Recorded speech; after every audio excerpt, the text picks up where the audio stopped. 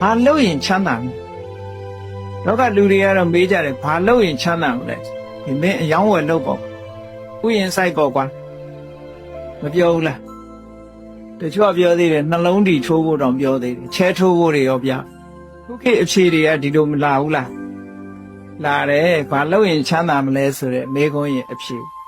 ဘာလို့ရင်ချမ်းသာမလဲဘဝအရေးလောကလူသားတွေရဲ့အဖြေကအပေါ်ယံလေးကြည့်ပြီးတော့ဖြေတာဘာလို့ရင်ချမ်းသာပါတော့မင်းတစ်ဖက်ဆိုင်ဖွင့်ကွာဘာရောင်းဝယ်လုပ်ကွာချဲထိုးကွာဒီလိုပဲပြောကြမှာပဲဟုတ်တယ်မလားမြတ်စွာဘုရားကတော့ဘယ်လိုဖြေတော့ဓမ္မကိုကျင့်သုံးလို့ရှိရင်မင်းချမ်းသာမယ်ဓမ္မကိုကျင့်သုံးတယ်ဆိုတာဓမ္မဆိုတာဘာပြောတာတော့လို့မေးအလုံးသိကြတာဖြစ်လို့အကျယ်မပြော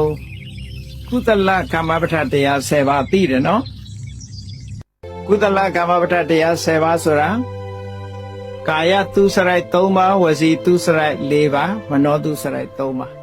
နောသူစရိုက်ကနေစပြီးတော့ပြောရအောင်ဓမ္မဆိုတာဘာလဲသူများပစ္စည်းကိုကိုယ်ပစ္စည်းဖြစ်လို့မှုမရှိရဘူးနံပါတ်1သူများပစ္စည်းကိုမျက်မုံးကျိုးတယ်ဆိုတာသူများပစ္စည်းကြည့်ပြီးကိုယ်ပစ္စည်းဖြစ်ချင်တဲ့လောဘအဲ့ဒါကိုအဘိဓါအဲ့ဒီအဘိဓါကရှောင်ရမယ်တဲ့ဒါနံပါတ်1တစ်ခုစိတ်ထဲမှာမဖြစ်အောင်ထိန်းရ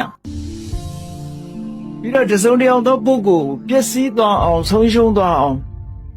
ဒီကောင်ပျက်စီးသွားရင်ကောင်းပါပဲဒီကောင်ဒုက္ခရောက်သွားရင်ကောင်းပါပဲဆိုတဲ့အတွေးမတွေးပါနဲ့ဒီကောင်ကြီးပွားပါစေဒီလူဆင်းရဲဒုက္ခတွေကလွတ်ပါစေဆိုတဲ့အတွေးမျိုးပဲတွေးပါ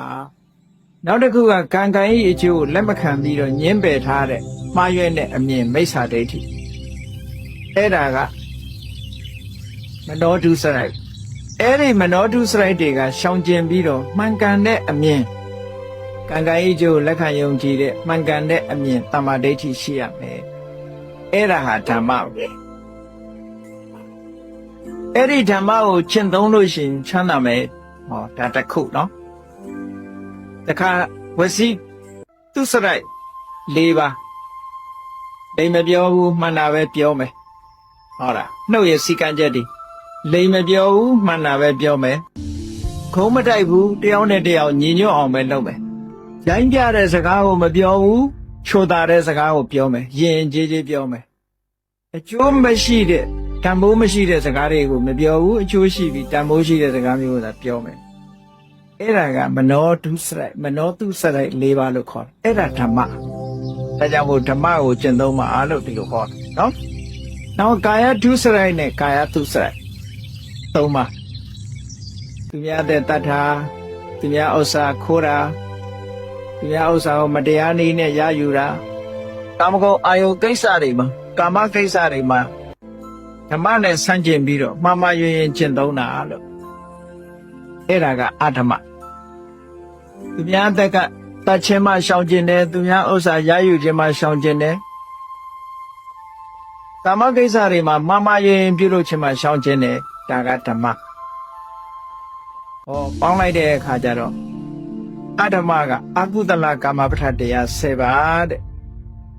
ဓမ္မကကုသလကာမပဋ္ဌတရား10ပါးလောကမှာဒါပဲကျင့်စရာရှိတယ်ကိုလျှောက်နေတာဟာဓမ္မလမ်းကြောင်းပေါ်လျှောက်သလားအဓမ္မလမ်းကြောင်းပေါ်လျှောက်သလားကိုယ့်ကိုသိလားမသိဘူးလားဓမ္မကိုကျင့်သုံးရင်ချမ်းသာနိုင်တယ်ဆိုတာဘာပြောတော့သူများအသက်တတ်ခြင်းမှရှောင်ရမယ်သူများဥစ္စာခိုးခြင်းမှရှောင်ရမယ်သူတော်သားများကျူးလွန်စော်ကားခြင်းမှရှောင်ရမယ်ကိုတိလက်ရောက်ရှောင်နေရတယ်နှုတ်နဲ့ပတ်သက်ပြီးဒိန်ပြောတာရှောင်ရမယ်မှန်တာကိုပဲပြောရမယ်ဂုံးတိုက်တာရှောင်ရမယ်တယောက်နဲ့တယောက်ညီညွတ်အောင်သာဟောပြောပြရမယ်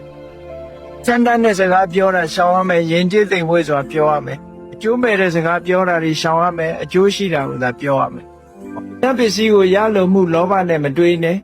သူများပစ္စည်းစေလိုမှုဒေါသနဲ့မတွေးနဲ့ကံကံဤအကျိုးကိုလက်ခံသိမြင်ကံဆိုတာရှိတယ်ကံဤအကျိုးဆိုတာရှိတယ်လက်ခံသိမြင်အဲ့ဒီအတိုင်းလိုက်နာကျင့်သုံးမယ်ဆိုရင်ဒါဓမ္မ practice ပဲဟုတ်ကဲ့လား